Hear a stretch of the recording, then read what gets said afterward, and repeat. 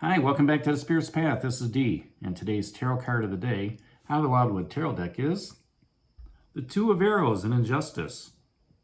And when meditating on this card today, the biggest thing that came up for me was about the number two. Okay, twos are all about a decision point, a decision making within the process of whatever you're going through. And looking at the spread here for the last 7 days, okay. We're bookended by the Ace of Arrows and the Two of Arrows. So, we've got that breath of life, that new opportunity, that new beginning on one end, which was, 6-7 days ago. And now we've got a decision point to make, all right? And whether or not, we want to go forward, whether or not we want to, take advantage of an opportunity or not take advantage of the opportunity based on the information we have. Okay, and a lot of that is, again, it's based on the information we have. It may not be weighted equal, okay, as you can see with the scales, okay? The gold is the same weight as the feather, right? And, this gal's got her hand on the arrows. She's clutching them tightly to herself. They're not even free to be open. And her foot's on the bow, so, she's got grounded energy on the fire aspect of the creativity and the passion, right? And she's also got the blindfold on, so she can't see where she's going with that decision. She doesn't have enough information to move forward. Okay, now the other thing that's unique with this spread is we also got the three of arrows down here as well. So you've got the Ace, 2, and 3 all within 7 days. And, we talked extensively about that Three of Arrows, that jealousy card out there where somebody, could be putting blessings upon you, okay? And don't take that jealousy or envy for yourself and want it to be on the other side, okay? Because, with that down here and the 10 of Arrows being instruction, that's completion, okay? So 4 out of the 7 cards are arrows, which, there's a lot of air energy, a lot of logic, a lot of reasoning. And then you've got the 2 court cards with the bows, the Knight and the Queen, which is the fox and the hare. And now that I just realized I said fox and a hare, normally one is chasing the other, okay? The fox normally chases the hare, but in this aspect, the hare is greater than the fox, because she is the Queen of Bows. And that Queen of Bows is all about that nurturing of that passionate energy, right, on that creativity, whatever that project is, all right? And she asks, how do you influence those around you? Well, through your conversations through the day, tomorrow, you're going to have opportunities of communicating with people, okay? And there's going to be an opportunity, probably many, where you're able to influence somebody's decision just based on a normal conversation. Just based on, asking questions about going, what's going on. Somebody, may ask you, what did you do, prior to this job? And you may give them a high level idea of where you were at in your previous job or what you've done over the last, 5, 10, 15 years, okay? And, you may remember the good times as well as the bad times, but in your communication process, you're gonna sweeten the deal a little bit through communicating with them, all right? You want the impression of coming across as well. You don't want to give them, any false judgments or, anything on that nature that could skew, their viewpoint of it. Because, even in, they say in interviews, impressions are, the first thing that people notice. When you go to a new area, when you talk to people, when you communicate to them, all right, that impression of how you communicate to them, okay, leaves an imprint, okay, on you or you on them, okay? So as you're having these conversations tomorrow, whether it's about a creative project, whether it's about the passion that you have, whether it's about, instructing somebody, right? Okay, with that 10 of Arrows, you want to look at the opportunity of communication and say to them, that you're very well this topic, right? You've done your research on this topic. You've got enough information to understand how to go forward. And if you don't have that information, who are the resources that you can go to seek that out, okay? And, the other piece of that, let's look at the other piece of that coin of not getting involved in the gossip, not getting involved in the drama or the fear-based messages, to goad you into giving out more information on what you want, because when you go down that route, when you get into the gossip, when you get into the fear-based messages, it lowers your vibrational step.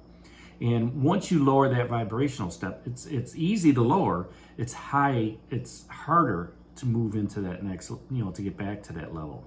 All right. So,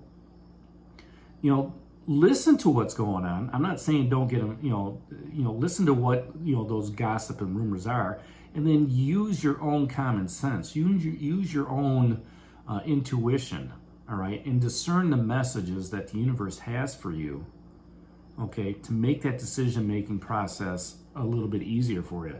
And it could be as simple as, you're listening to the gossip in your workstation and you hear something that strikes you as kind of odd. You don't say anything, all right? You don't even, give off any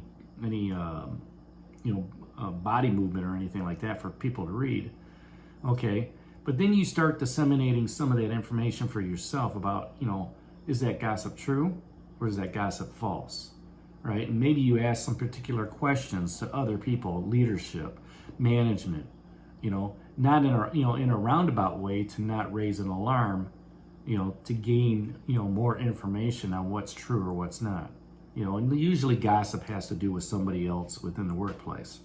Now, if this is a relationship piece of it, there could be, here you've got that passion that we talked about yesterday of possibly going on vacation. That indecision or injustice here could be that, your significant other, as you're talking about it, with them, maybe something comes up that finances aren't really what you thought. And now it's kind of skewed you a little bit on saying, do I take this opportunity to go on vacation or not? Because I thought we were okay financially. It allows you to have those conversations, those tough conversations with whoever's managing the bills and saying, hey, you and I have been working, pretty hard here the last, all summer long, and we've had our fun time, but don't you think, we can go on a vacation here in December or something like that? And, well, we were kind of high on our credit card bills, and, I really wasn't planning for the car maintenance, and, you just started a home improvement project, so we're a little bit tight in our finances. And you're like, oh, I didn't realize that was going on. So, let's hold off till the end of the year. All right.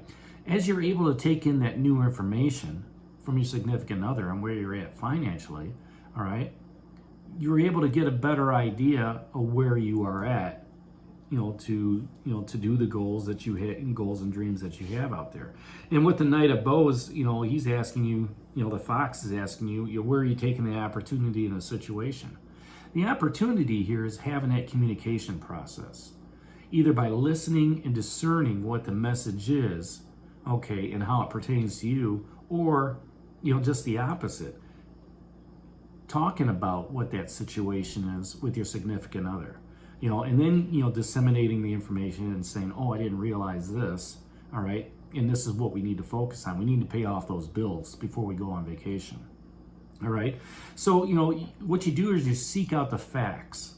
In both situations, you're seeking out the facts. All right. And you're finding the truth. And then you ask the universe, you ask spirit, to help discern the message for you on what it is that you need to work on, whether that's communication or, getting, grounding yourself on the finances piece of it. All right. And whatever that message is how you're going to move forward. Okay, the wise people that are out there will seek out questions. They'll listen, all right, and then they'll test those false messages that they hear. It may, the appearance of something may not be the true facts of what you're, seeing, and that's why her eyes are closed. Her eyes are closed because she doesn't want to be swayed by what she's seeing. She wants to feel. She wants to hear. She wants to, taste. She wants to sense.